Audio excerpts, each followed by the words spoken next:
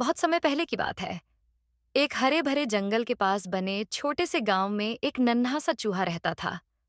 उसका नाम था चिंटू। चिंटू बाकी चूहों से थोड़ा अलग था।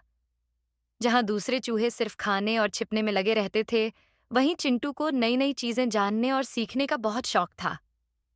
वह अक्सर आसमान के तारे देखता, पेड़ों से बातें करता और सोचता कि दुनिया कितनी बड़ी और सुंदर है। चिंटू का सपना था कि वह एक दिन जंगल और गांव दोनों की मदद करे और सबका प्यारा दोस्त बने। एक दिन की बात है। तेज बारिश के बाद जंगल में चारों तरफ कीचड़ फैल गया था।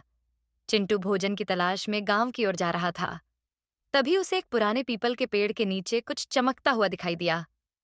वह पास गया तो देखा कि वहां एक पुरानी लेकिन चमकीली टोपी पड़ी हुई है। टोपी लाल रंग की थी और उस पर सुनहरी तारे बने थे। चिंटू ने सोचा, इतनी सुंदर टोपी यहाँ कैसे आ गई? उसने टोपी उठाई और जैसे ही अपने सिर पर रखी, अचानक फौर एक हल्की सी चमक हुई और चिंटू को लगा जैसे उसका शरीर हल्का हो गया हो। अरे, ये क्या हुआ? चिंटू घबरा गया। तभी एक मीठी सी आवाज आई, डरो मत नन्हे दोस्त, ये एक जादुई टोपी है। चिंटू ने इधर उधर देखा लेकिन कोई दिखाई नहीं दिया। आवाज फिर आई, यह टोपी तुम्हें वही शक्ति देगी जिसका उपयोग तुम दूसरों की मदद के लिए करोगे। चिंटू की आंखें खुशी से चमक उठीं। क्या मैं उड़ सकता हूं? उसने उत्सुकता से पूछा। हाँ, आवाज बोली, लेकिन याद रखना, इस टोपी का जादू सिर्फ अच्छे कामों के लिए है। अचानक चिंटू जमीन से ऊपर उठने लगा। वह हवा में उड़ रहा था। वाह, मैं उड़ रहा हूं! चिंटू खुशी से चिल्लाया।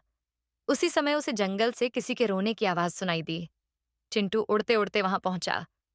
देखा कि एक छोटी सी गिलहरी पेड़ से गिर गई थी और उसका पैर दुख रहा था। चिंटू ने टोपी की मदद से पास की पत्तियां और जड़ी बूटियां लाईं और गिलहरी की मदद की। गिलहरी बोली, धन्यवाद चिंटू, तुम तो मेरे लिए फरिश्ता हो। धीरे धीरे जंगल में चिंटू की चर्चा होने लगी।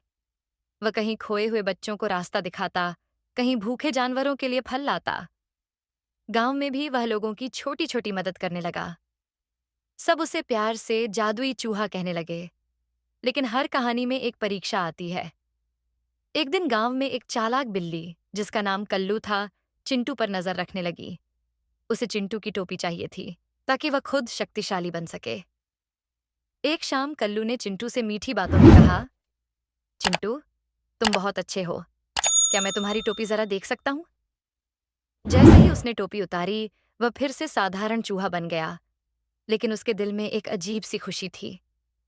आज भी चिंटू जंगल और गांव में सबकी मदद करता है, बिना किसी जादू के। क्योंकि उसने सीख लिया था कि सबसे बड़ा जादू है अच्छा दिल और दूसरों की मदद करने की भावना। और इस तरह नन्हा चूहा बन गया सबका सच्चा दोस्त।